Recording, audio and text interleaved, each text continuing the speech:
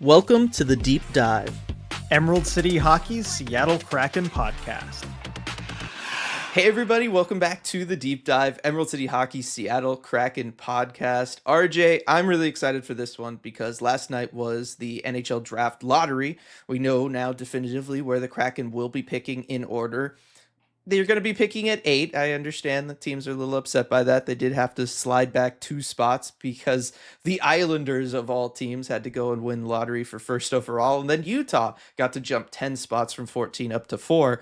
But just having that knowledge, RJ, I can start building out a big board for that first pick for the Seattle Kraken. And I have done that. And I can't wait to discuss that with everybody, with you as being the one person who can talk back. But I can't wait to discuss that later on in this podcast because it's the draft. We're like here. It's my big moment, my favorite time of the hockey season. I'm so pumped about it. Even though the Kraken slid back the 2 spots, I'm still excited. Yeah, and I love seeing how excited you are about it. I know the draft is your big thing as a former WHL scout. You finally get to dig deeper into this, and it really is a different conversation, too. If the Kraken won the lottery versus not, you kind of have to do 2 separate forms of scouting there for, players the Kraken could take. And I said this on our live stream, which, by the way, thank you everyone who joined us for that draft lottery live stream. Kind of announced last minute, but appreciate like 40 so minutes notice, but yeah, but appreciate everyone who joined us there. And it was a lot of you, but it is maybe even more interesting this way. Of course, we would have preferred the Kraken win the lottery, and we're talking about probably just 2 players between Schaefer and Misa, but because they do fall to 8, now there's a whole group of players that we can talk about, a lot more options that the Kraken potentially have, which for your research and scouting, for all of our discussion, I think it actually makes it that much more interesting. So silver lining there of the Kraken falling back a couple spots, I think. Yeah. Gosh, I can't wait to hear the people saying we're eating the shill sauce on this one. I know. Okay, look, it's not better. I'm not saying in any way that it's better. No, it is obviously not, but I'm still excited. And yeah, I have a list of 8 names here, and that doesn't even include the top 4 players in this draft. That'll probably going to be off the board. I'm just so pumped to be able to talk about prospects and everything. So really looking forward to doing that in a little bit. I know you're probably excited to talk about some contract projections that are out there for my thing. Yep. For the players that the Kraken have to re-sign. So we will get to that. Of course, talk about the biggest news of this past week for Seattle hockey, and that is that the PWHL will be coming to Seattle. So we'll break down the stuff that we learned at the press conference there in just a moment. But of course, first, RJ, we've got to talk about the wonderful Rico Tessendor, the sponsor of this podcast, personal injury attorney. And, one of the things that we often talk about is that Rico can have your back, right? Like that's the big thing, right? Rico can deal with the insurance companies. He's going to help get you through what's going to be a difficult time for you if you need his services, all of that stuff.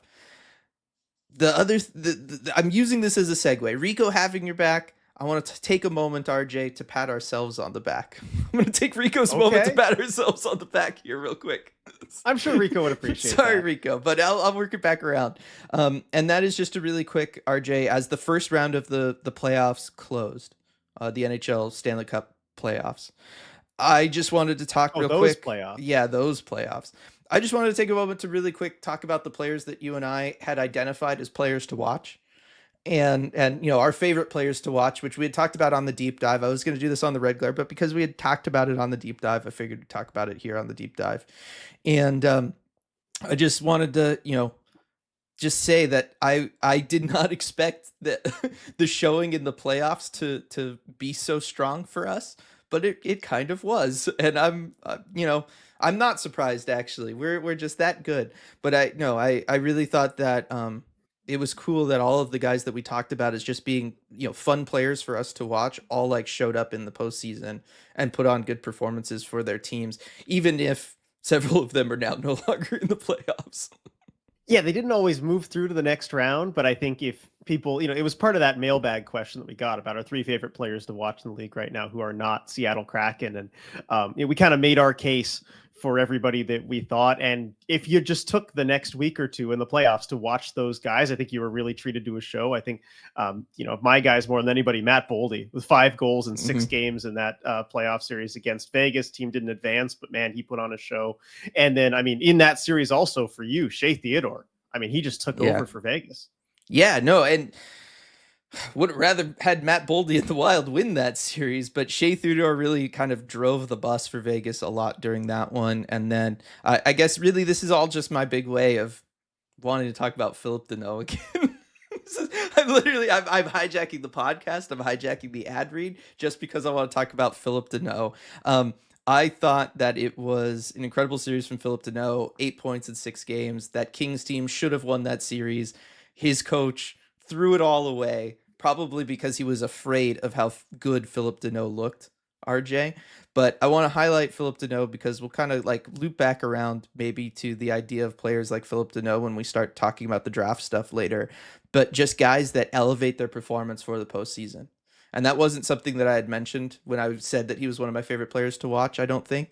But just the way every year he just elevates for the postseason and does whatever it takes for his team to win. And tried to do that again with the Kings. Just you can't overcome bad coach. No, you really can't. And it shows how important coaching is. And I've said this on the regular podcast before. I really think coaches, again, this is why I think former attorneys make such great coaches. I talk about John Cooper and others because they're advocates for your team. They kind of control things, manage your situation, set the tone.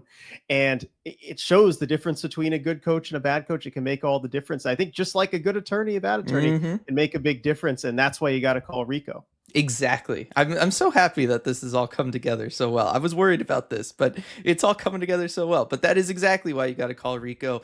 Whenever you're in any sort of difficult high leverage situation, whether you're on the bench coaching an NHL team or you're having to go in the courtroom, you've just had an accident, you're dealing with insurance companies, you're trying to make things right.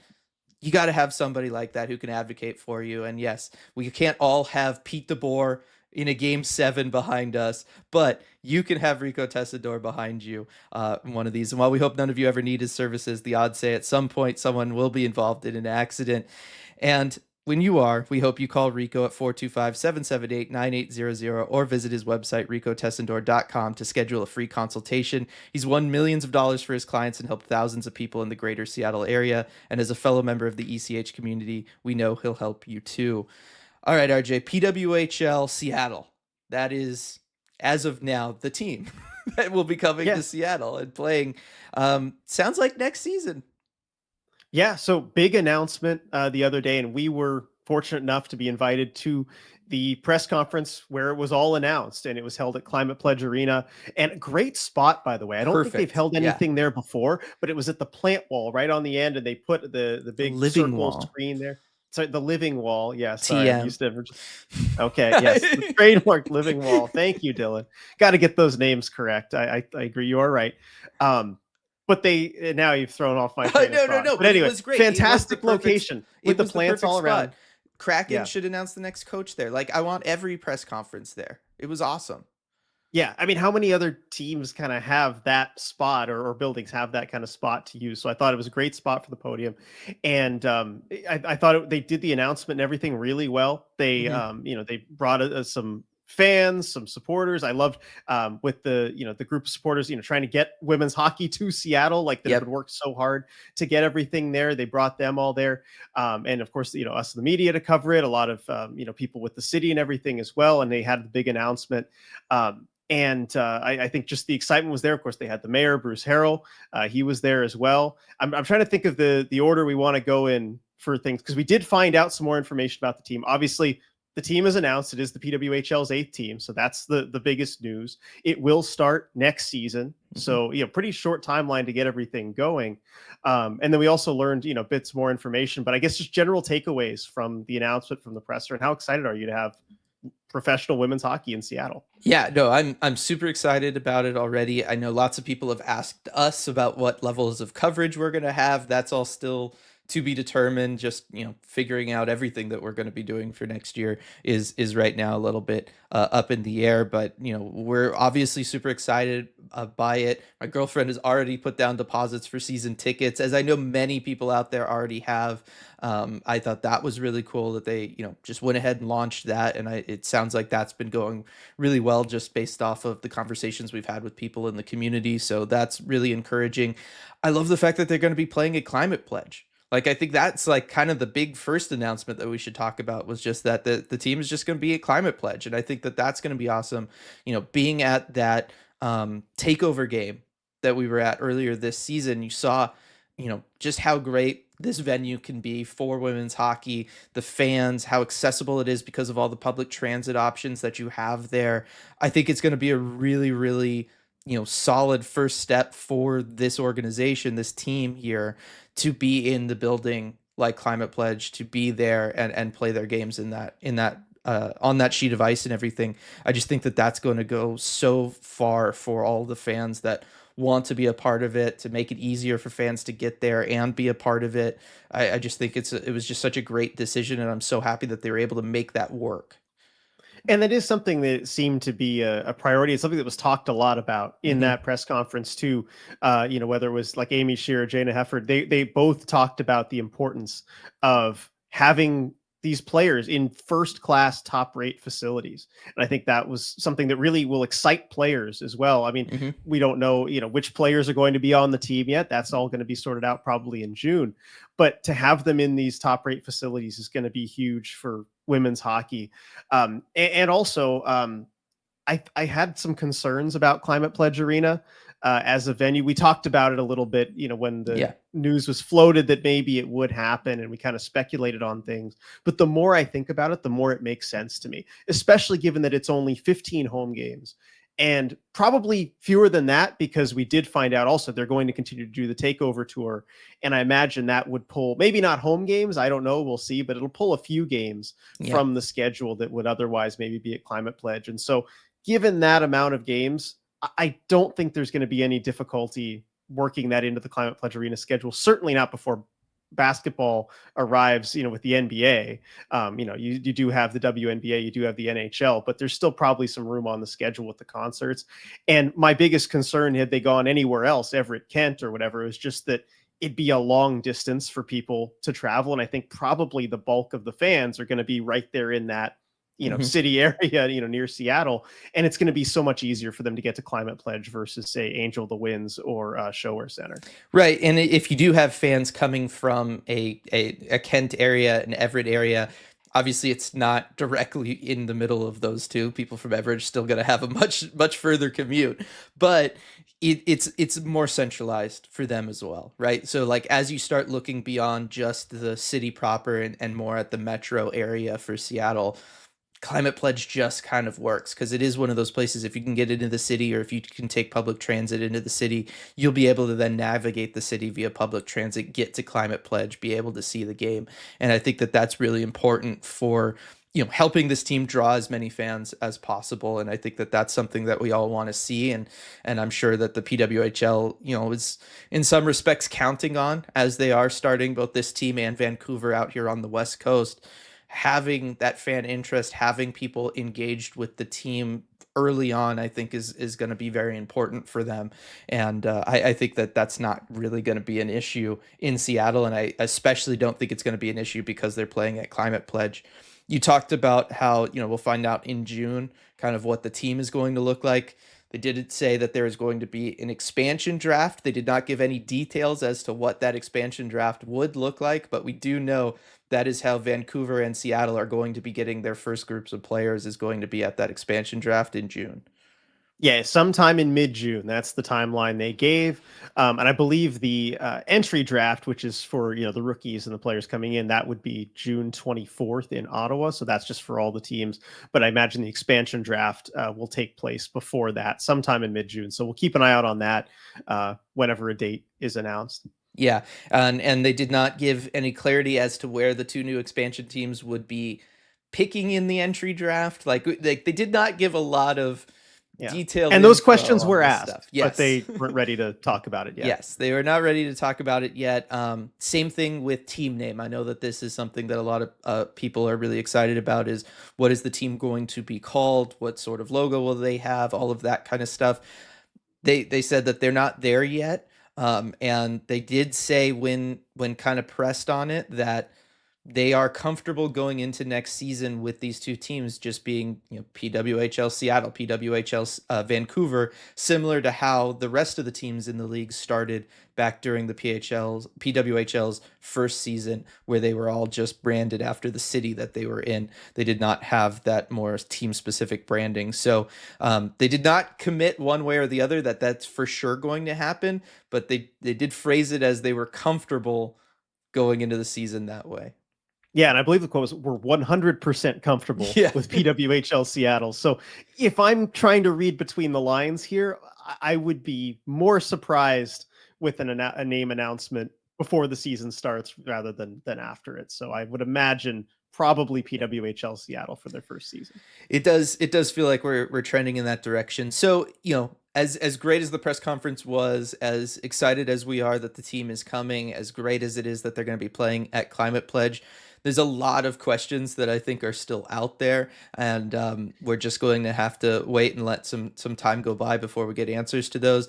The other big question that I had, thank you for getting in there and being able to ask it at the scrum, RJ, for me, was around travel.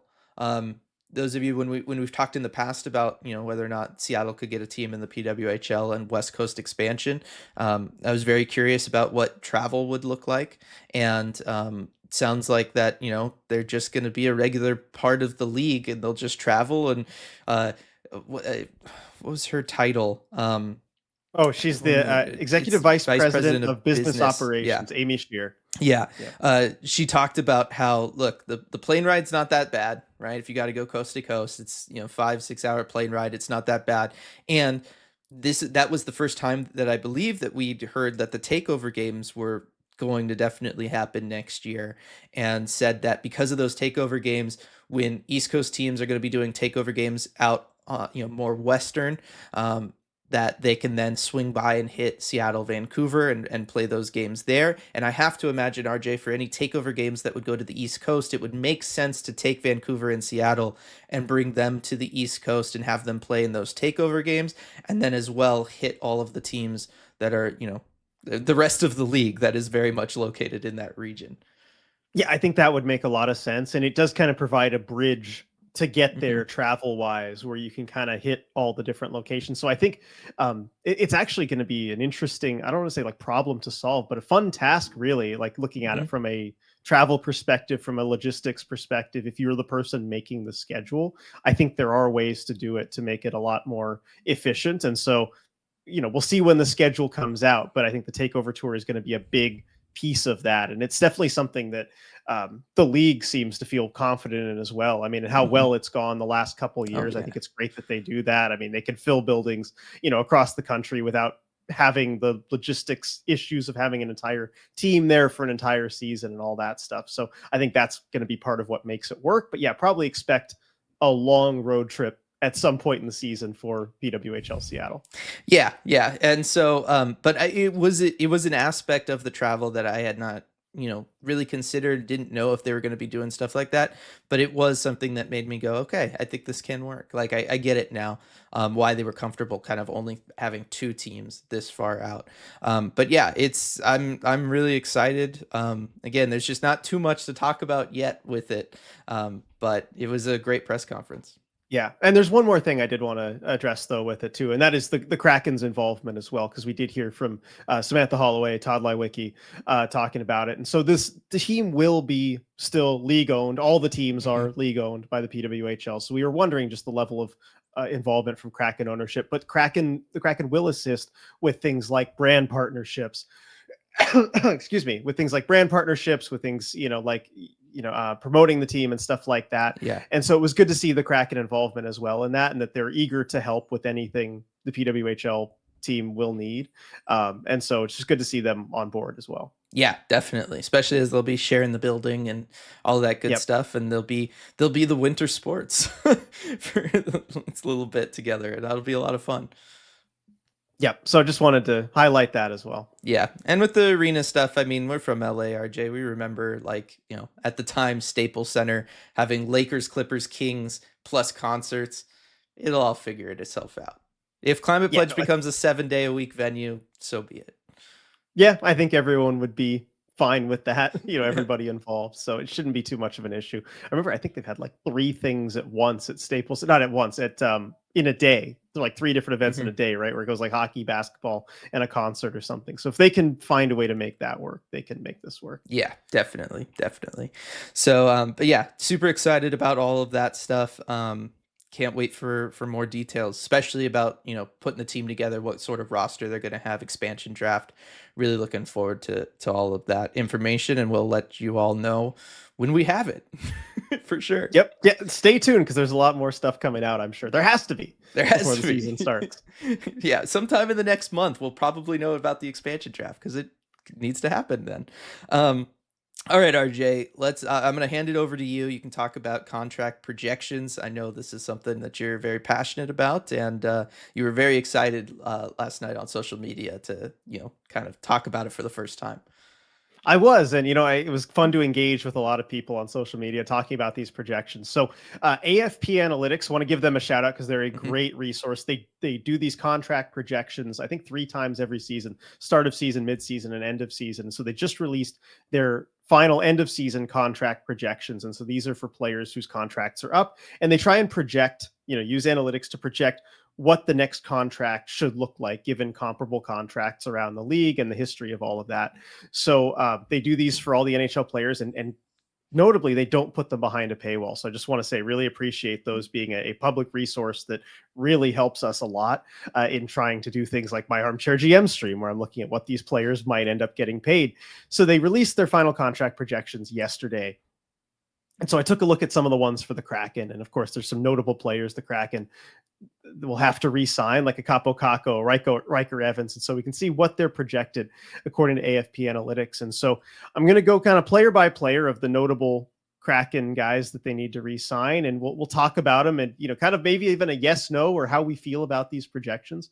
But we'll start with Capo Caco. So he is projected a 3-year deal at a cap hit of 4.64 million. So they are projecting him to kind of sign a bridge deal, which is something that we saw coming, right? That we Hmm. anticipate. And it just makes sense for Kako to do, right? He has this really promising end of the year with the Kraken. Feels like he's finally hit his stride as an NHL player now that he's finally got an opportunity away from the New York Rangers. And if you're Kako, why wouldn't you want to bet on yourself, right? And I saw a lot of comments, responses saying, well, that's okay for Kako, but I'd like to really get him signed to a long-term deal. That would be preferable. And I agree, for the Kraken's perspective, probably, if you can keep the number down. But if you're Capo Caco, why would you do that? Why would you lock yourself in here when you may have just started scratching the surface on your potential? So I think the 3-year term, probably around what we're looking at, maybe even a little bit shorter. And then at that term, the cap hit of 4.64, it's going to be probably lower than what he's worth. But if you're taking a bridge deal, that's how those bridge deals tend to turn out. Especially because would a 3-year deal walk him right to UFA? No, I don't think Would so. he? Well, if it did, that wouldn't make any sense for the Kraken to do. I know, I know. Well, that's what I was curious about because I know it's like age 27, but then there isn't there also like a service time thing that can maybe push it up. I'm just wondering because he played full season at 18 or was with the Rangers a lot right Yeah, I'm away. looking So at this here. Trying to see um, on Puckpedia if that would walk him to yeah, UFA. that would be the only thing to consider with a bridge deal if you're the Kraken, and maybe you'd want to make it like 2 years instead. But I do think that for Capo Caco, bridge deal absolutely makes sense. This is your opportunity to go out and show what you can be, and then land your big contract. You're still going to get paid a pretty penny taking a bridge deal. I don't know. I mean, maybe do you think that there's a chance that a player like him, because he went through everything that he went through in New York and is now in Seattle, if he does feel comfortable in Seattle with this organization, you know, his chemistry with Matty Beniers, somebody who is locked up long term, do you think there is a chance that he would sign a slightly longer term deal, maybe go for like a more like a 5-year kind of deal, eat into UFA a little bit, but just to have a little bit more security and feel like he can, kind of relax and breathe?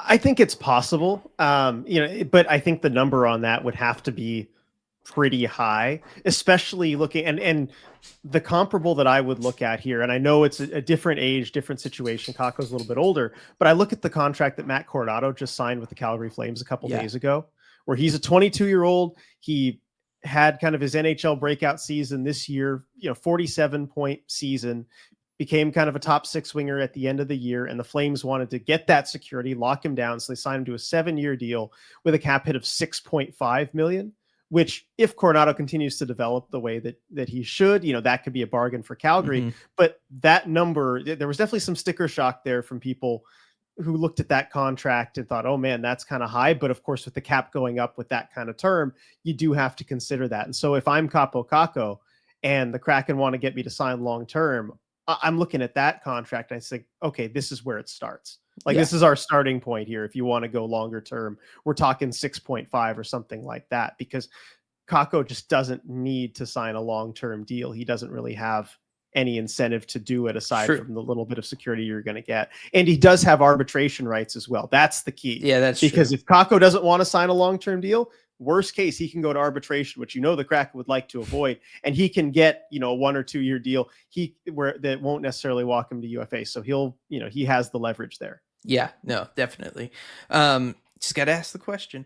It is one where bridge deal seems all right for this. Do you think that the number is too low though? Like, I don't know if AFP Analytics is factoring in the cap jumps, but like 2 years from now, anything starting with a 4 for somebody who could be playing on your top line is going to look a little ridiculous, in a good way if you're the Kraken, of course, but still. Yeah. Well, they are factoring in the cap jumps. I know all Okay. of that does factor in the cap going up. And so I think, for the short-term nature of the deal, also, as I look at it again, and I should have come more prepared for this here, but it wouldn't be a standard bridge deal because his UFA year is actually 2026, which is just a couple of years out. So this actually does take him past UFA. Yeah. And it doesn't walk him directly to UFA. I think a 2-year deal would do that, but it just basically buys an extra UFA year. But with him, it's going to UFA probably either way. And so, you're basically just buying 3 years of kind of a wait and see. And so maybe even a shorter term might get it done. But with that, you're just trying to basically buy an extra year. Yeah. The bottom line is it's going to be shorter term. It just makes sense if you're him. If you're him, you might even push for the 2-year, kind of walk straight to free agency there, especially because you'd be hitting free agency young and just coming off of massive increases in the cap. Like, if it's me, that's probably what I'm looking at doing. But I don't foresee any problems with the Kraken re-signing him. I have to imagine if you're Jason Botterill, this is your priority number one when it comes to who you need to re-sign and bring back. Yeah, certainly. And Ron Francis, back when he was GM, did talk about that he did say we're going to get that done. He's very confident they're going to get a deal done with Capo Caco. I'm pretty confident about that. As long as they don't hire Laviolette as the coach, which I don't think they're going to do, they should be able to get something done. And so I think we'll see a deal probably around this, if not something longer term for a little bit more money. Yeah. And wow. Yeah, he was, if you I'm doing the math in my head, so massive asterisk on this, but during his time with the Kraken, if he had played a full 82 game season, I think he would have been second on the team in scoring. Yeah, that sounds about right. Like, I mean, it's pretty good. It's a lowish bar. It was, but still, like, he was. It just goes to show like how great a fit he was with this Kraken roster and how well he was able to perform here. And so it is one where whatever number it puts, assuming it's not astronomically high, I think the Kraken are going to be in good shape. Yeah, anything reasonable, just get that deal done. Yeah. Now next, and this is probably near their top priority. It's these two players have got to be their clear 2 top re-signings here, but it's Riker Evans, and this one presents a few more options as well. And so AFP Analytics does give 2 options here for Riker Evans because he is a younger player, and so you could go short term or long term. You could go that short term bridge deal, which they have at 2 years at 2.89 million cap hit, or a long term deal, which would be 6 years at 5 million. And I think the 6 times 5 is pretty close to their midseason projection as well. So we have talked about this a little bit with Riker Evans and the whole question of whether you go short term versus long term with him. Had a rough end of the season. We talked about that plenty as the season was winding down. Dylan, given these 2 projections, which one would you take? Would you be comfortable signing him to that 6x5 deal, or would you kind of opt to do the 2 times 3-ish deal and maybe see a little bit more what you have in the player? I would probably take the shorter term deal and see what you have in the player just because it was obviously a rough season defensively for everybody. I think that there was lots of issues there. The defensive system just didn't really work with what this team was built for or wanted to do, or the natural tendencies of these players. We talked about that several times throughout the course of the season with a handful of these guys. So I normally I would say like I could look past the poor performance last year defensively just because everybody performed bad, and it does seem to be more of a coaching issue than an on ice player issue. Riker doesn't get that pass for me because he was playing for Dan Bylsma, who had him in CV for a couple of years. He was able to look fantastic under coach Dan Bylsma in Coachella Valley over those years. If anybody knew how to put this player in the best position for him to go out there and succeed, it was Dan Bylsma. And I think Dan tried to do that last season, and it just still didn't totally come together, and it was shaky and inconsistent. And so for that reason, I want to see Riker then spend a couple years under, another system, see what another coach can do with him before I'm willing to commit long term with him. Interesting. And I defer more to your opinion on this sort of thing because really the question of long term and short term, of course, there's cap ramifications, but Yeah. I feel like in this case, it's really about your evaluation of the player and whether you think that he can be that top four defenseman, right? If you think he can be a fixture in the top two D pairs, then you want to sign him to that long term deal because 6 times 5 is going to look like a steal if he can be someone like that for you, especially with the cap going up as much as it is, where it'll probably be the equivalent of like 4 million in a few years. Mhm. That contract is going to look better and better. But if he is just a third pairing type of guy, then that's going to be a massive overpay and you're stuck with that contract. It's going to be difficult to move, and it's going to be tough, especially with all the money you already have on your blue line. So it's really just on your evaluation of the player. If you think that he can be a solid top four defense and really like a top three defenseman on a team, right, consistently throughout the length of that contract, then you probably want to sign the long-term deal.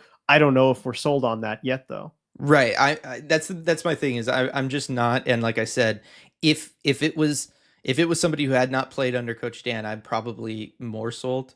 But the fact that that relationship was still there, you had a coach who very much understood his tendencies, what positions you can trust him in, and all of that stuff. And I remember seeing him in Coachella Valley, and he looked like an absolute stud under Coach Dan down there. But that just has not translated yet for him at the NHL level. I also look at things like expected goals for percentage, that goal share 5-on-5 is what I'm looking at right now. And of members of the Seattle Kraken who finished the season with the Seattle Kraken, because Will Borgen was the worst defenseman that they had in this regard, Riker was then the worst.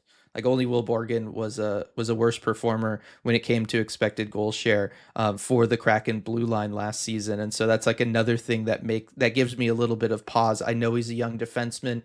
It's a really tough position to play when you're young, but he was getting 19 plus minutes a night, and it felt like things were getting more inconsistent as the year went on, and that for me is not a great trend. Yeah, I'm with you on that, and so we'll see what they ended up deciding to do. I mean, if Ron Francis was still the GM, I would say it's totally his MO to sign the long term deal. He did that in Carolina, with I think it was Pesci and Slavin, and those Yeah, deals turned out great. yeah, they did. And so, but it's interesting too because I think the organization really likes Riker Evans. They believe in him, and so this is an opportunity for a steal. Really, you look at what's at stake here.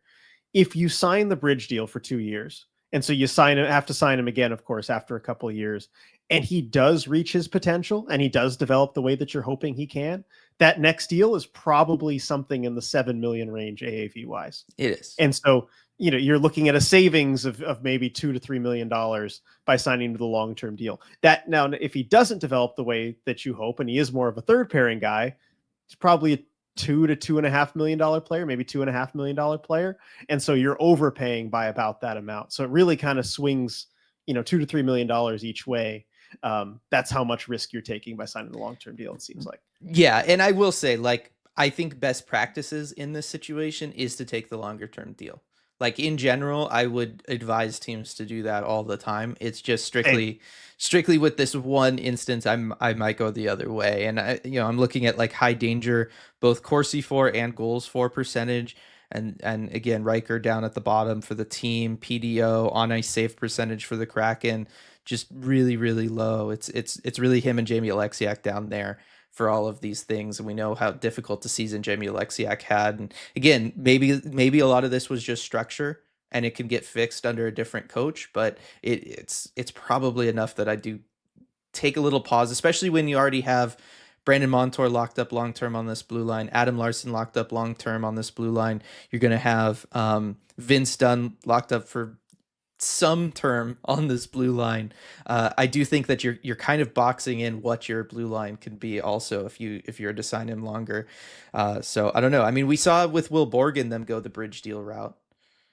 Yeah, so we could see it again, and I agree with you. And I'm glad you brought up the other contracts on this blue line. I think like the Larson extension and signing Montour last year may have taken the long-term deal for Evans, or I don't want to say off the table, but it really reduced your ability to be able to go ahead and do that. And if you do the long-term deal, maybe really look for Jamie Alexiak to move here in the short term as well. So I think that could be an indicator too of what they plan to do with Alexiak. Yeah.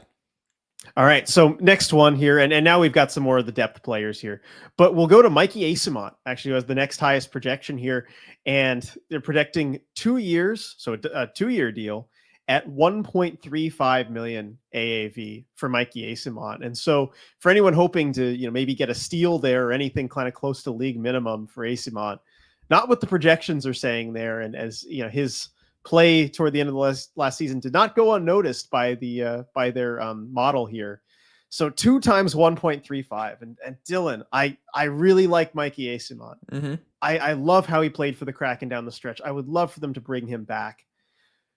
Get ready to hate me, everybody. But at this term and number, and I know it's not a ton, but it's making me have second thoughts about it if this is what it would take, a 2-year deal at 1.35, because in the bottom 6, especially for a guy who's pretty much a pure fourth liner, I just don't like spending a whole lot more than league minimum or the variable amount on a player like that. I understand where you're coming from. For me, the line is more like 1.5. Like Okay. as long as it's under 1.5, I think I do it. It has to be a special player, but I think Mikey Asimont qualifies as a special player, and especially if you're getting 2 years of term, because I also think because of who he is, I think any contract under 1.5 is also going to be movable for you. So if you do need to free up space to make a larger deal happen, you're gonna find a taker for Mikey Asimont as long as he's under 1.5. You know what I mean? Like, so I think because he is who he has the reputation that he has, you're going to potentially get multi-year term out of it. I'm comfortable going, probably as high as like 1.4, but certainly something under that 1.5 range for me, I go ahead and do, because like I said, it's one where if you need that space later, you can get that space later. Yeah, and I guess what makes it okay for me where I would still do it, I suppose, is just the variable amount is like 1.2 or something, roughly that. Yeah. And so if you did, like, I'm just trying to plan for the worst case scenario here, because with a fourth liner, they could always potentially turn into a player that you would need to scratch or not want to have in the lineup. Again, I love what AC Mont's done, but you have to plan for these situations, right? And if you did need to bury that contract, it wouldn't cost you too much extra, and you should be able to work around that. So I suppose I'd be okay with it on a 2-year term, but it was a little higher than I was expecting. Basically, not even like, given how he played, I think he's probably worth it. Like, I think some team certainly should do that, and especially if you're a team like because he's a UFA too, and would be free to sign with anybody as an That's going to unrestricted drive free up the agent. price. It is going to drive up the price. And like, if there are other teams too that are not even going to be close to the cap, or that you're looking to, just try and hit the salary floor for some of these teams toward the bottom of the league, he's someone who I'd absolutely look at, and it kind of like a Ryan Donato almost. Where the Kraken had him. I don't know that Asimont is quite as good as a Ryan Donato. I don't think he's going to be scoring 30 goals anytime soon. But you look at a player that was, kind of in more of a bottom 6 role, that likes to shoot the puck, that you can give a little bit more opportunity to on a pretty cheap deal and try and bring him in. So I think that would bring the price up a little bit too. Right. And, look, the cap is going up. I think that for the premium options of fourth line forwards, this is not out of, the realm of possibility for the contracts that we're going to start seeing for these guys. League minimum's not going to really jump until the next CBA gets negotiated in a couple of years. But I think that for guys that genuinely perform better than just a replacement level player like in Mikey Asimont, this seems in line with kind of what we should expect for the next season or two. And so for that reason, I think if you're going to be able to be in on him, I think, yeah, you're going to have to pay a little bit more. But like I said, I'm comfortable paying that amount for Mikey Asimont if that's what it takes to have him around. Because, hey, look, Kraken had to survive Brandon Tanev as a fourth line player making over twice as much as this, and they were able to, like, you're still savings a lot off of that contract. I know that's Yeah, not like how you should frame it or whatever if you're a general manager, but like there are going to be guys on fourth lines elsewhere making a lot more than this. yeah, that's true. And I mean, and I guess this gets the heart of it, right? I agree with you. It's in line with the market, but I think you put it, what, premium options for the fourth line player. I'm generally against that entire category of player. I don't think you want any premium fourth liners, but you can maybe afford to have one. And if you are going to have the one, I think Mikey Asimont's a good choice there. But I do tend to prefer young players, prospects coming up and filling those Yeah. spots. And so I think you want mostly that. And in that vein, we'll go to the next projection here, and it's Ty Karche, 1 year deal at 977,000, which is reasonable for him, guy with a couple few years in NHL experience. This is one I would not do. I'm sorry, but I've seen enough that I would rather have a young player come and take that spot. Somebody the Kraken have drafted, and come up and fill that spot. I think there wasn't enough scoring, first of all, and production from Ty Karche this season in his minutes. And then with that, if you're not going to score and produce, I would have liked to see kind of more of an edge, a little bit more hitting, more kind of getting to the physical element of the game. And I just didn't see that same edge to his game that I had in the past. And so this is one where it's not the end of the world if you sign him. It is under the variable amount, so you could put him in the minors and it doesn't really make a difference. But I don't know. I just rather see somebody else take that spot at the NHL level personally. Yeah, I understand that. I'm just looking at who like reasonably can be expected to step into that role, like in the prospect pool, and I think that you're looking at one of Ryan Winterton or Jacob Melanson, probably. Like those are the like two realistic Yep. options in my opinion, and I do think that there would be some value in seeing what a full season of Ryan Winterton can bring. And realistically, he could probably match Ty Karche's output. Ty Karche has looked better than Ryan Winterton has at the NHL level. I will say that up until this point. But I do think that there would be benefit of having a full season of Winterton and being able to kind of definitively know what you have in that player, and then whether or not you move on from him or have somebody else with the Kraken moving forward from there, or if he's able to step up and increase what he's able to do at the NHL level. Melanson, I've never been a huge fan of. I think that he can sometimes be too much of a liability, does not take great penalties, we'll say. I don't think he takes the penalties that you got to take. I think he takes a lot more than that. And so that would maybe worry me with him. But I do think that he would bring an edge that the Kraken have lacked and at sometimes needed. And so I could see moving on from Ty Karche in either of those directions. You probably have more upside with Winterton, and you kind of at some point need to know what you have in him. And like I said, Melanson would just give you a little bit more grit that potentially a new incoming coach might want. Yeah, or even a John Hayden, if you want to Yeah. bring him back and just put him in that spot. I liked Hayden more than Karche in that spot Yep. this past season anyway. So I just think there's other better options. And then finally, Josh Mahura, 1 year deal at 928,000, which do this all day. Yeah. Like I Easy. love that deal for sure. Anything below the variable amount, you bring him back, and he's a good depth defenseman to have in the system. I'm surprised it seems a little low for me, this number. It does feel low, especially with the cap going up for defensemen that are serviceable, third line guys that can go out there and play 82 games for you, and that they can do that. I don't know that we're going to see guys like Josh Mahura sign for less than, a million or 1.1 even, Yeah, realistically. and especially as an unrestricted free agent too, I do Hmm. wonder if there's a team that might offer him, 1.1, 1.2, if there are other Yeah, teams. he'll only be 28. Like, Right. So I would be looking at him if I was other teams. Who knows? Maybe he takes a little bit of a discount to stick with his buddy Brandon Montour. Yeah, who knows? Maybe that's something you kind of count on. I don't know. But absolutely, I would do this deal all day. Bring back Mahura. Yeah, definitely, definitely. All right. So thank you, Dylan, for indulging me on these contract projections. No, it's good. It's good. Yeah, and so we'll kind of see where that goes. And for those of you who might be curious about, the Kraken contract projections, there's a few other guys that they had just at league minimum 1 year deals, like a John Hayden that they'd expect to bring back. But if you're curious about, we're going to be looking at it plenty in the offseason, like what a Mitch Marner is projected to sign for, or Brock Besser, or Nikolai Ehlers. Those are also out there from AFP Analytics, so definitely check them out. You can find them AFP Real quick, Analytics on. Yeah, go ahead. what is Marner at? Okay, Marner, I believe, is on a 7 year deal, like for Yeah, free agent signing, a little under 13 million. It's like 12.99 something. So essentially it's I 13, was 7 by guessing 13. 13. Okay, in my head, I was Yeah. thinking 13. All right, cool. So that's kind of where Marner is. Yeah. And you can all look at all the free agents and everything. It'll be interesting. I'll definitely be using those for the Armchair GM stream as we look at free agents the Kraken could potentially sign. Yep. All right, on to the draft. So Kraken will be picking at 8. I know like that's a little bit lower than people were hoping for, but I think in a draft like this where it's sort of broken down into 3 tier groups of players up at the top in the top 10. RJ, for me, I think you have the S tier if we're going off of tier rankings, where you have Schaefer and Misa. They're going to go 1, 2 in some order. It's just going to be up to the Islanders to pick what they value more, defenseman or a center.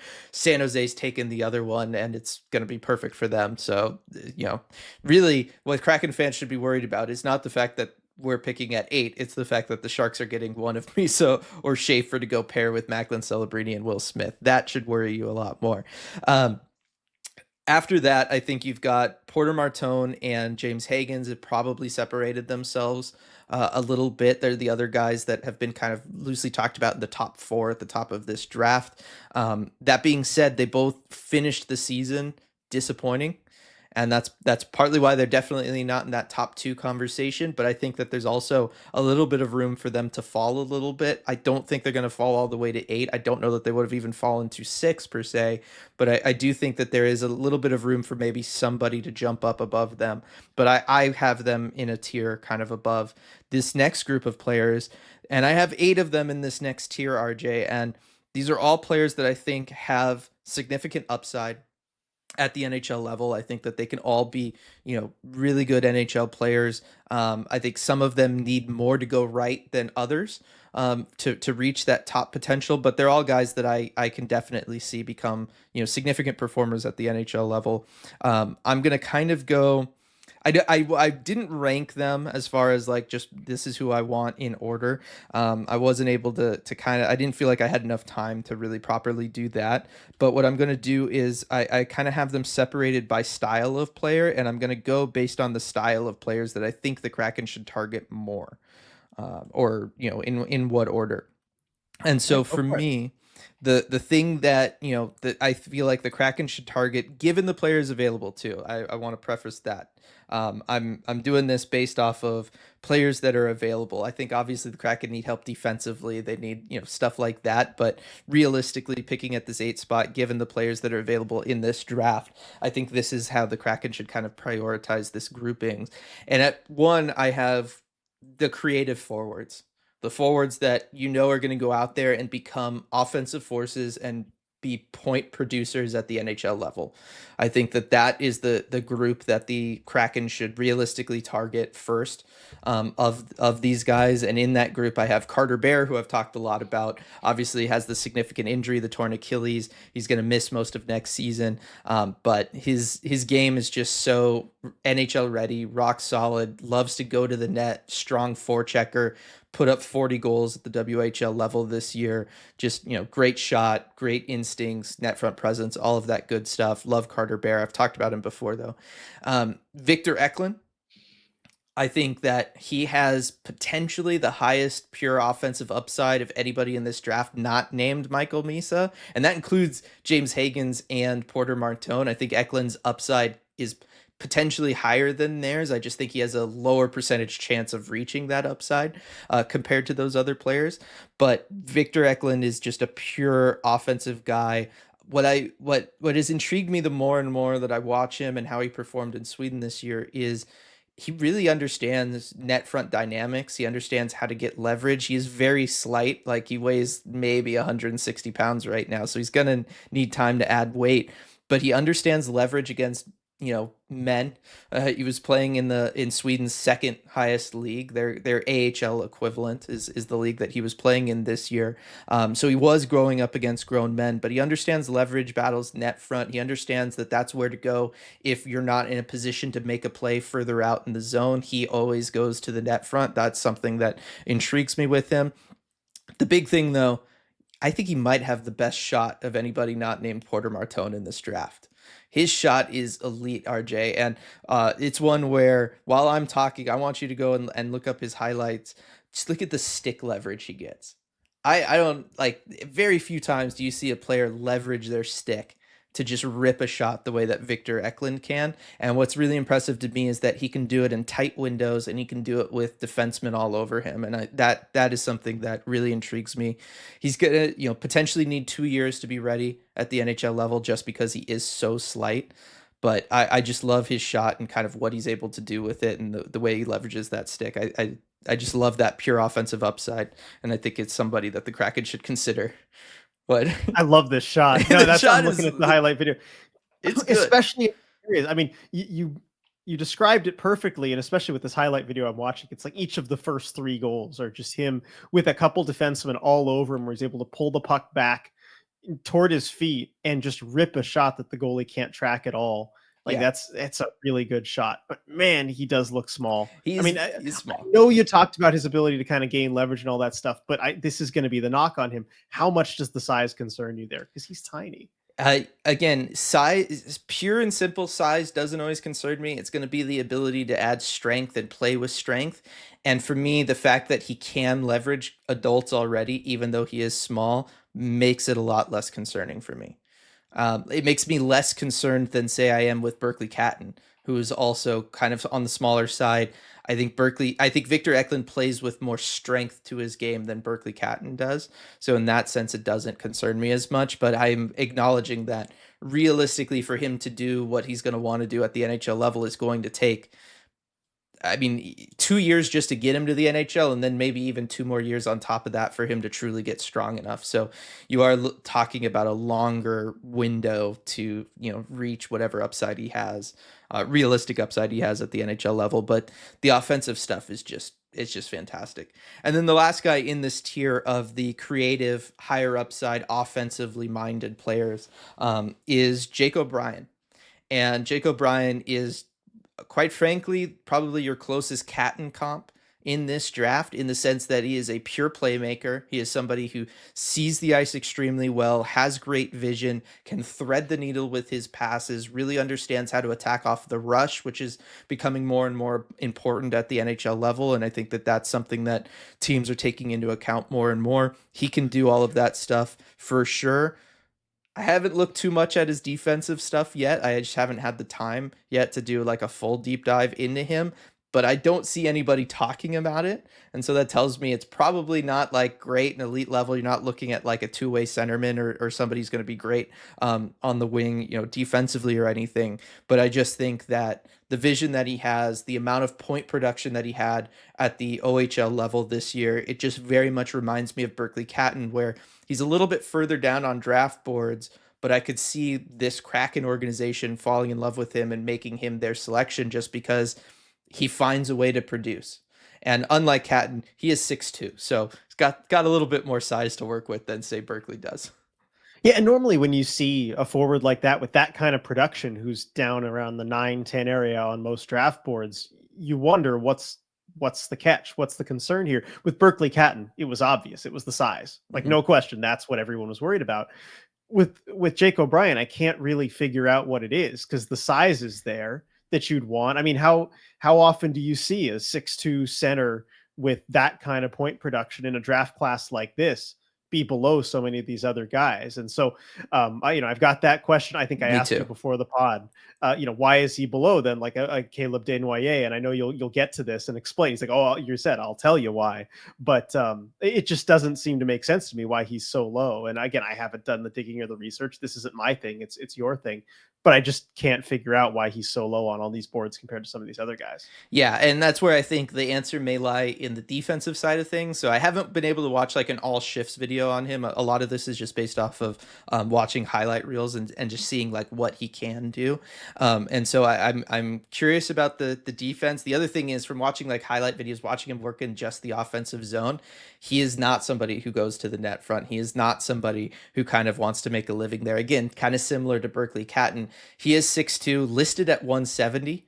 So strength is maybe then the concern with him, not the size. It's the strength and whether or not he's going to play with that. And I could see that that is one of the reasons that maybe you would have some pause ranking him if you are somebody. That being said, when looking at things, looking at like elite prospects rankings or other draft rankings, he is kind of more in that 8 to 10 range. When looking at Bob McKenzie's rankings, which takes into account conversations he has had with NHL scouting staffs and people who actually make these decisions and do this, he has him at 7. So it does sound like maybe the NHL guys are a little bit higher on him than, the industry that surrounds the draft per se. So that is Yeah. something to work with. Yeah, Also pretty solid 172. bloodlines you mentioned, right? What? Oh yes, Also, great yeah. bloodline. Yeah, no, his mom was member of the Canadian women's team. His dad played 4 years in college and then was able to make it to the ECHL level. His grandfather won a Grey Cup playing in the CFL. Like he's got cousins that are playing. Like he's got great heritage working in his favor as well. The next player that I want to talk about. So those three guys: Carter Bear, Victor Eklund, Jake O'Brien, and those guys are not ranked in here either. Again, I'm not ready for rankings yet. They're the guys that I see, and I'm just like, these guys are offensive. And they're going to be able to bring things, particularly in Eklund and in O'Brien.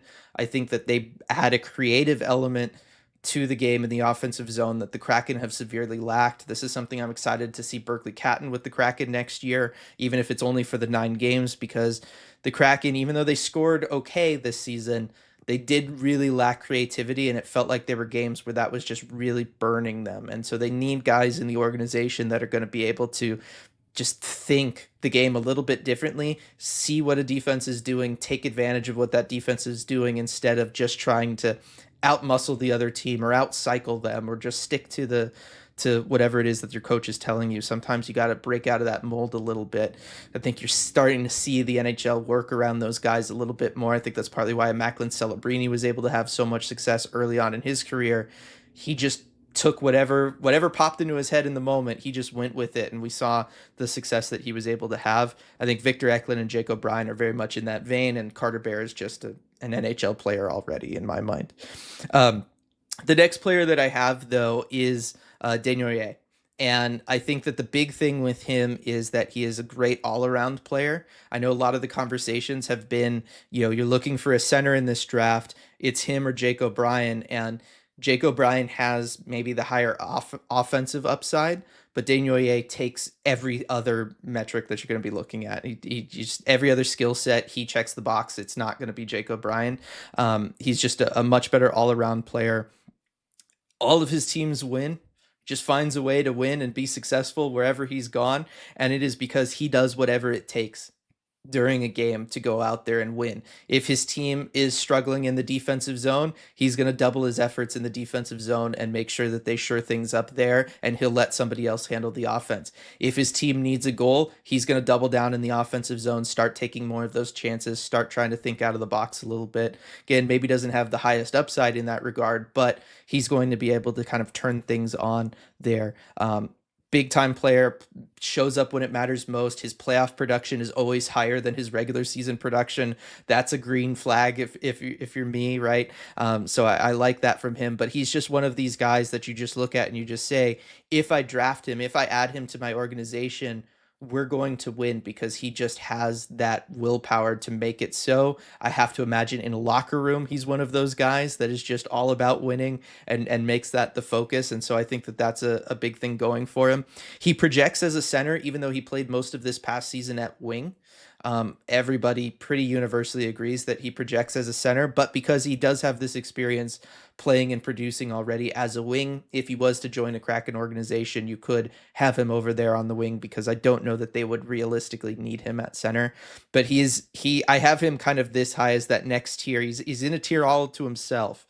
Um, as just like the winning tier, the tier of guys that are just going to make your organization better, and he's going to plug whatever hole you need him to plug. And I think that there is value to that, particularly when you're talking about drafting in the later half of the top 10. I think if you can add somebody who's just going to make your team better definitively, you take that and you go with it, even though he maybe doesn't have the offensive upside as those previous guys do. Any questions so far, RJ? I've been doing a lot of talking. I want to make sure you can get some in if you want.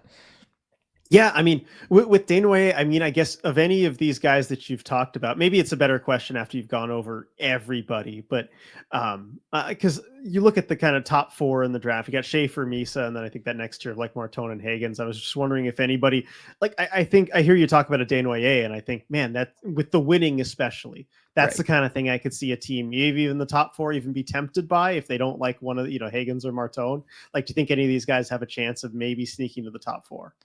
I think the next guy I'm going to talk about, Roger McQueen, is the most likely guy to Okay, sneak so into then, the so top I'll wait. four. I'll wait on that question But then. Daniel could, in the sense that, like, if you're Utah at 4, and you have the ability to add a centerman who can be your 2C, who's going to be that like shutdown, defensive 2C, because he could very well turn into that if basically whatever direction you point him in, he's going to turn into what you're hoping he turns into.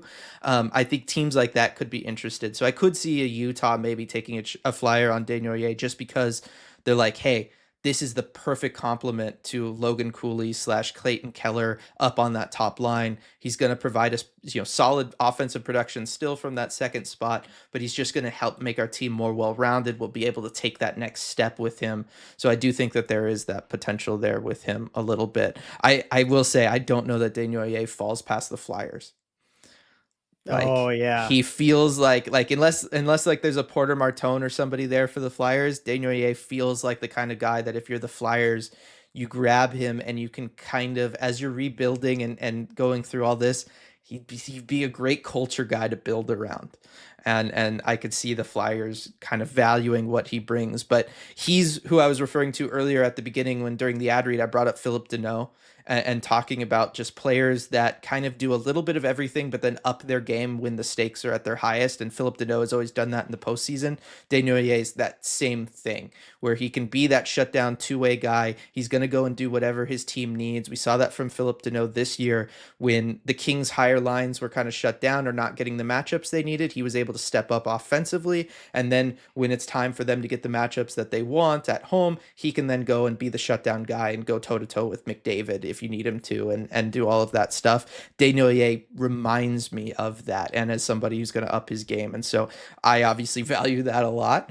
But I also think just that culture of winning, and again, I haven't talked to him personally or anything like that, but I just have to imagine he has that presence about him.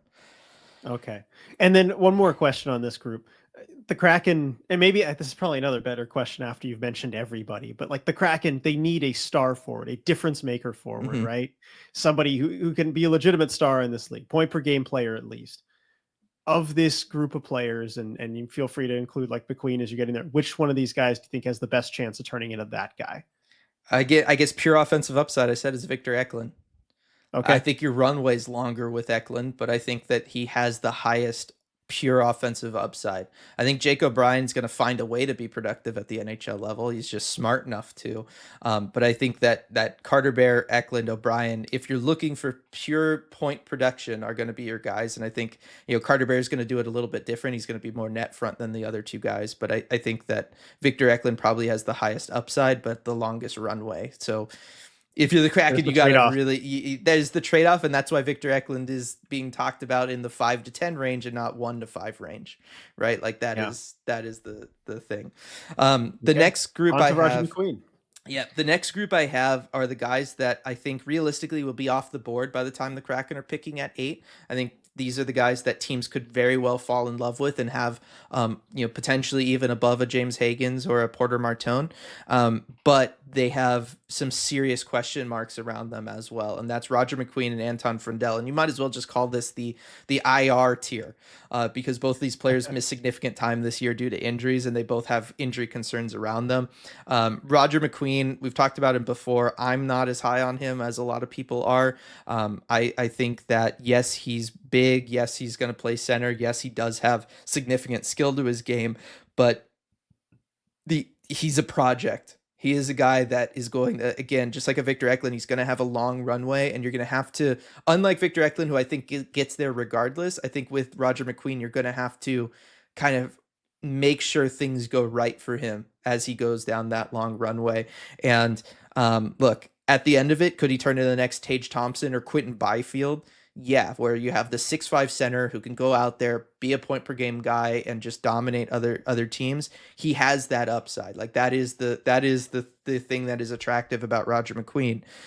I just, with those guys, you have a much higher percentage chance of having them turn into busts than having them fulfill that side of the equation, right? And I just think of so many big centermen who have been drafted and then just not been able to become that, and a lot of them even then struggled to even just last at the NHL level.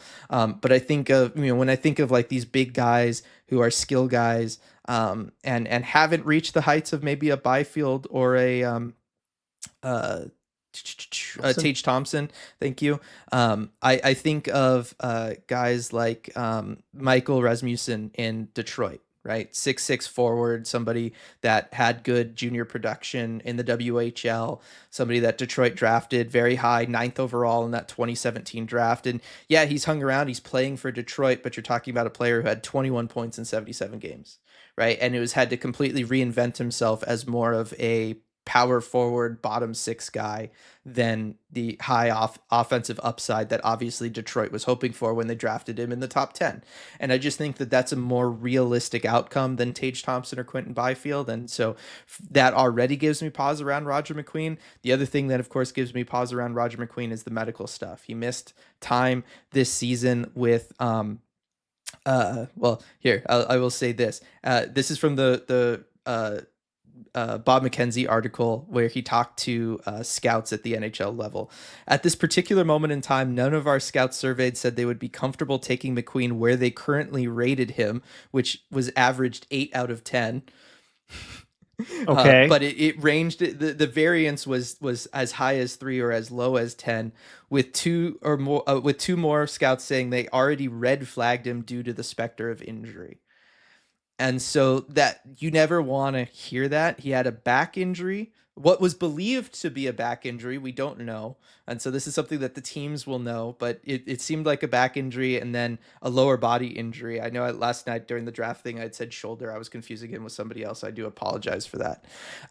But you're talking back injury and then unspecified lower body injury that hasn't come out publicly, which is scary. And then you've got teams red flagging him, which traditionally, when it comes to draft boards, means they're not touching him. Or if they are, he has to hit a certain level. He has to fall a certain level for them to then feel safe to draft him. And, if you're talking about ranking him 8 out of 10, where the Kraken are going to be picking in the top 10 at 8, and no NHL scout says they're comfortable right now taking him there, that's huge. Like that is big. And so as much as he has that potential upside, I can't in good conscience be like, yeah, let's go Kraken, like go after Roger McQueen, because I have worries about his game, but I also have big injury concern issues with him as well. Yeah, the injury concerns sound really scary if all these scouts are, I mean, if some are even just taking him essentially off their board entirely, Yeah. that's rough. But again, it's not something we can ever know too. So I guess we'll find out on draft day, I Yeah. think, because if The it's a combine big will be concern for big. everybody, he'll fall. Yep. And if it's not, someone will, take him early. Yeah. The next little paragraph from that article reads: the majority of those 8 scouts who see the towering center, if healthy as a bona fide top 10 prospect, said the final decision will ultimately rest with their team's doctor. And so when you're talking about making a pick based off of what your team's doctor says, I don't know that you're always operating from a position of strength in the top 10 in the draft. So just gonna say that there. The next guy though is Anton Frundell, and this one kind of surprised me because he's really fallen down the board when you look at mock drafts and at prospect rankings from a majority of the industry. However, when Bob McKenzie's talking to NHL scouts, he came in fourth behind Schaefer, Misa, and Martone. He's the one who jumped James Higgins in the draft order. And look, I get it. He has NHL power forward written all over him. He transitioned to the wing this year, playing in the same league as Victor Eklund, where he was playing in Sweden, but playing at their like more AHL equivalent league. He put up good numbers there when healthy. He did have injuries, although none of them as concerning as Roger McQueen's or even Carter Bear's injury. They were all like standard hockey injuries, but significant that he had 3 over the course of the year, in my opinion.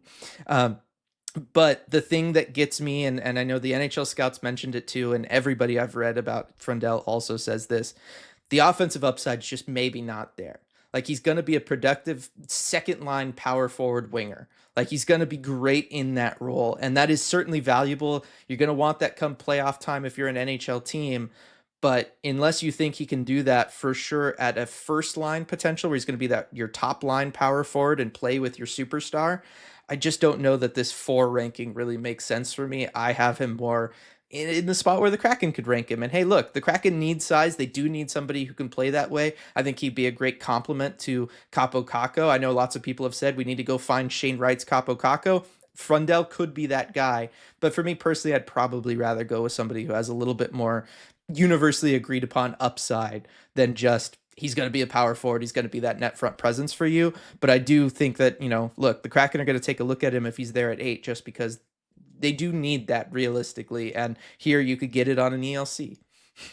Well, and I'm curious what you think about this too, because if that's correct, if his offensive upside is limited to basically second line levels, for me personally, that would take him essentially, like given the guys available, off my board for Seattle, because I just think they need something different with this pick. They need more offensive upside than that. And even though he is the type of player that maybe you need more of, there are other ways to get that type of player besides with the top 10 draft pick. I think at this point with this pick, if you make the pick, you have to be swinging for the fences here, right? Probably, yeah. Just because in the Kraken situation. Yeah, in the Kraken situation, because you're hoping not to be picking in the top 10 again anytime soon. I think it makes more sense to swing with somebody with upside, but he's a much surer bet than an O'Brien or an Eklund and stuff like that. And so, keeping doors open. Like again, his offensive upside is still not bad. Like it's still better than the vast majority of players in this draft and everything. But it's kind of like Desnoyers, where you're like, okay, realistically, offensive upside is more second line level than first line level, but he adds X, Y, and Z. It's kind of that same thing with Anton Frundell. And then the final tier I have are the defensemen. And I kind of struggled here with having this be like the final tier of like what the Kraken should target, because I do believe that Jackson Smith is absolutely good enough to go top 8, and he might even be off the board by the time the Kraken pick at 8. But the rest of the defensemen kind of drag it down to the point where I'll probably only talk about one because we're already over on the time. But Jackson Smith is by far and away the top defenseman not named Matthew Schaefer in this draft. And what's really intriguing about Jackson Smith, and I think, should also be a reason that the Kraken give him a look, is he can either be an offensive defenseman or a defensive defenseman.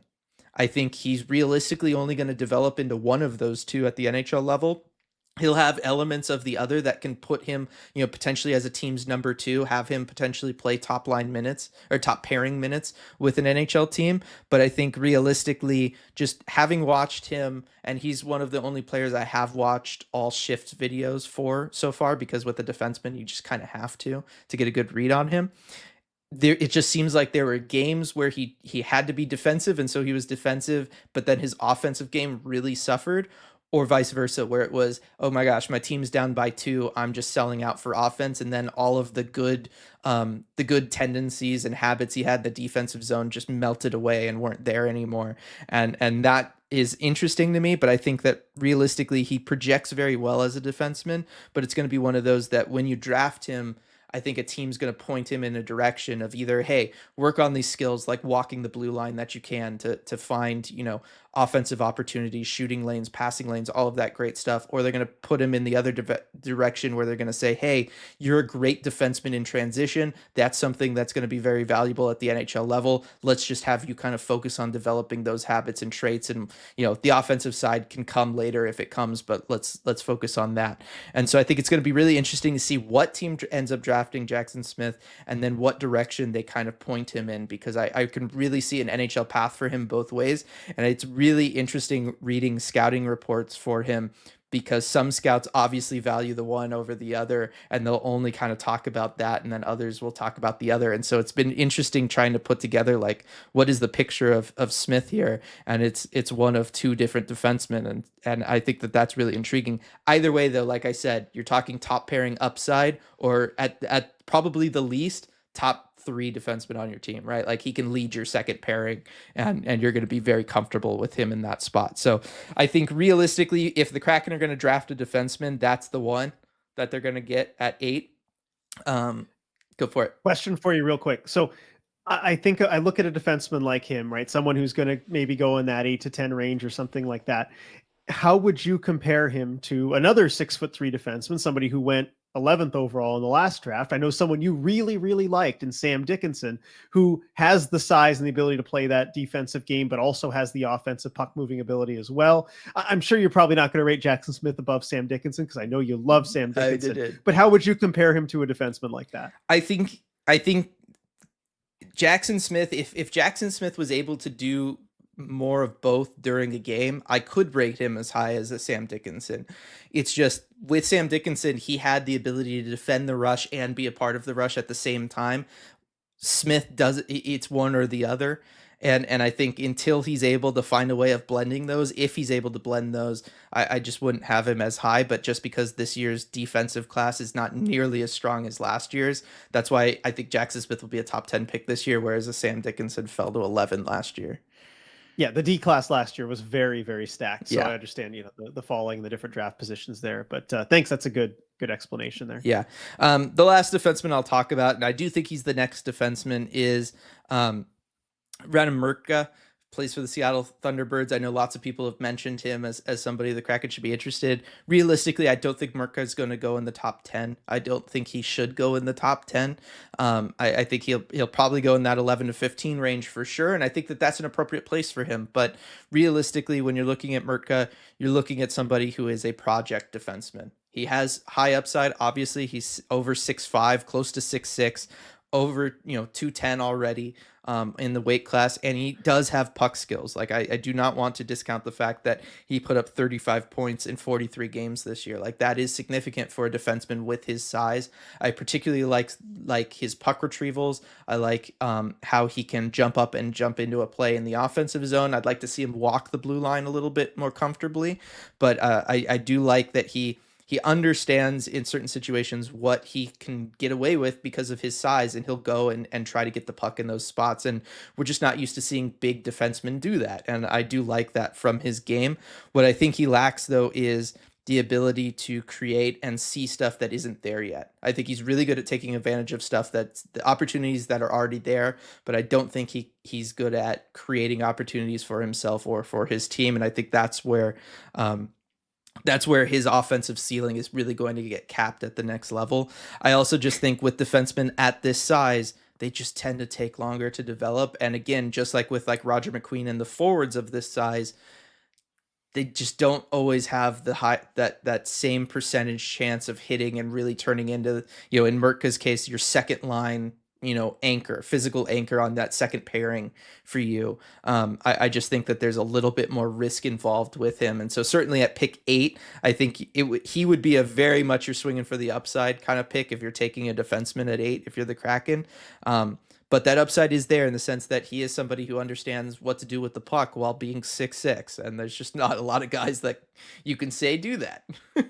Yeah, and you have the massive upside if you can hit the absolute ceiling of a player like that. But probably, I think maybe you see it like a like a Roger McQueen, where like a Rasmussen might be the more realistic outcome. Where with a Murtka player of his stature and a player of his type, right, at that level, maybe like a Tyler Myers. And I know Yeah. that's a name Kraken fans won't like to Yeah. hear, but just, from the size and ability standpoint, that's kind of the more likely and common outcome. Leon Bichelle with Dallas, Yeah. right? Kind of same thing. Like there's a lot of these big tall defensemen, Jamie Alexiak, right? That they can have some puck skills, right? Like Bichelle is really I good in probably his should have own gone to zone. Alexiak. Yeah, Yeah. yeah. Bichelle is really good in his own zone, handling the puck. He understands how to do breakouts and all of that kind of stuff, but just has that capped offensive upside in the offensive zone. And I think Merca is maybe a little bit better than that in the offensive zone, but kind of still has that ceiling to his hockey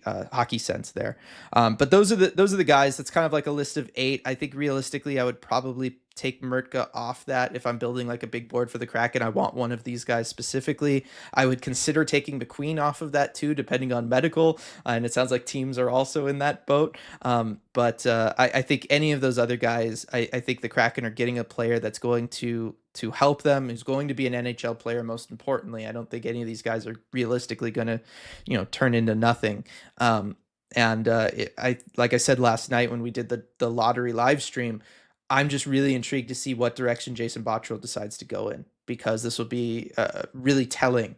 Does he value high offensive upside like a Victor Eklund? Does he want a more all-around player who has good pedigree in Desnoyers? Does he want to swing for the fences with a Roger McQueen? Like, I think it's going to be really interesting to see kind of what he does, helming his first draft with the Kraken.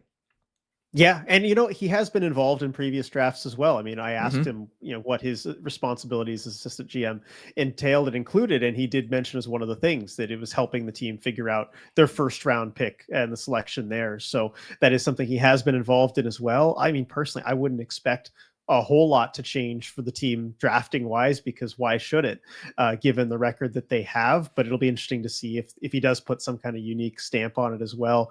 Real quick, Dylan, of these players you mentioned, you had to put money on one of these guys to ultimately be the pick at number 8.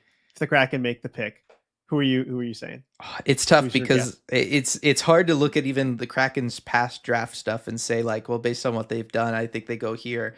Um, Jake O'Brien maybe just going for offensive upside, but going with somebody that is maybe going to be ready a little bit sooner than Victor Eklund or has some more size to them. But I think that just based off of them taking Berkeley Catton last year when a lot of those defensemen were still on the board, tells me this organization probably values that kind of stuff. And I think Jake O'Brien is in that same mold this year. All right, good answer there. I put you on the spot, but you gave me somebody. We'll see if you called it a month and a half out. Yeah, we'll see. It's going to really depend on how things go the rest of the way. And I just want to kind of close out with this. I know Or we're maybe all super this will over. be for naught. Sorry, and they'll just trade the pick. Go for it. Travis Konechny, in my opinion, should be available. Matthew Barzal should be available around the NHL. Absolutely go get one of them with this 8th overall pick if you can. Yeah, I would not mind them trading this pick at all. So if Yeah. you can get something of decent value for this pick, go ahead and trade it. I Yep. wouldn't feel bad about it. Yeah, definitely. Just do it just do it closer to the draft so that I can still talk about and get excited about all these guys, please. Yeah, trade it next week and then just like have nothing to do. Deep dive curse. Here we go.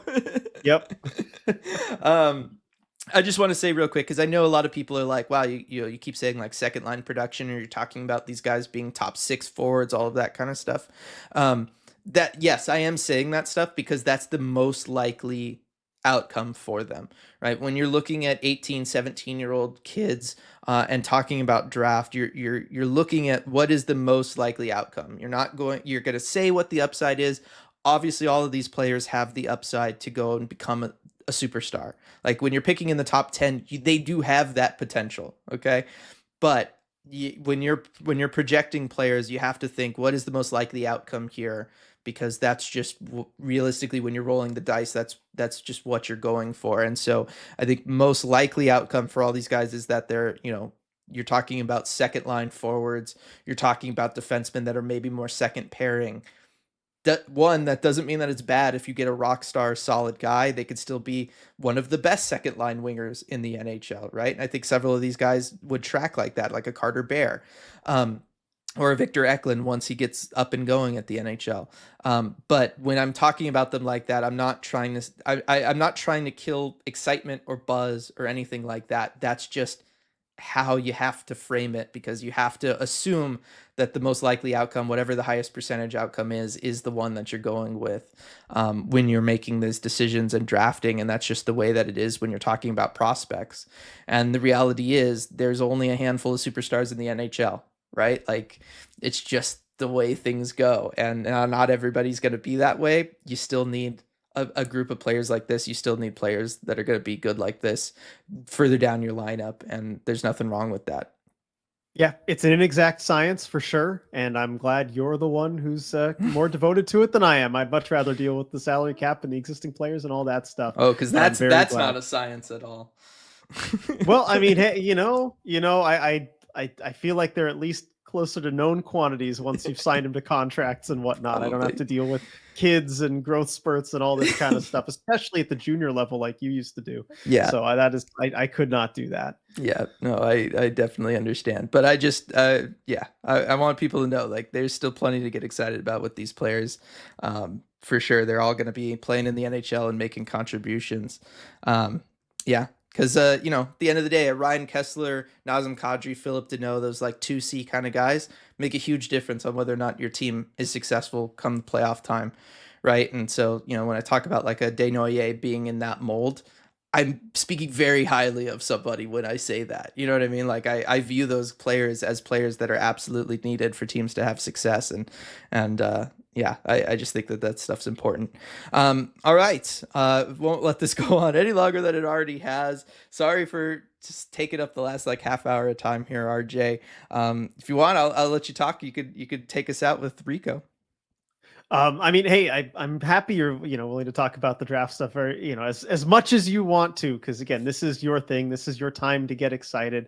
Hey, about this, it's got to be this or Philip Deneau. But now that Philip Deneau is out of it, you've got to you can't bring him into the ad read anymore. I'm sorry, but I hopefully we did a good job on that at the start of the podcast there, and hopefully Rico enjoyed it. I do love the emails that we get from Rico sometimes on some of the ads. When he loves it, he will let us know. Yes. And so that is great. As we know, he is a regular listener of this podcast. That's why he sponsors the podcast too, because he listens to us, he likes us, and he believes in what we're doing. So another big shout out to Rico. Thank you so much for sponsoring the podcast, and we'll see you all next time. Hey everyone, before we go, we just wanted to give a quick shout out to all of our awesome patrons over at patreon.com/Emerald City Hockey, especially our Terror of the Deep patrons. Thank you so much for making all this possible. We really appreciate your support.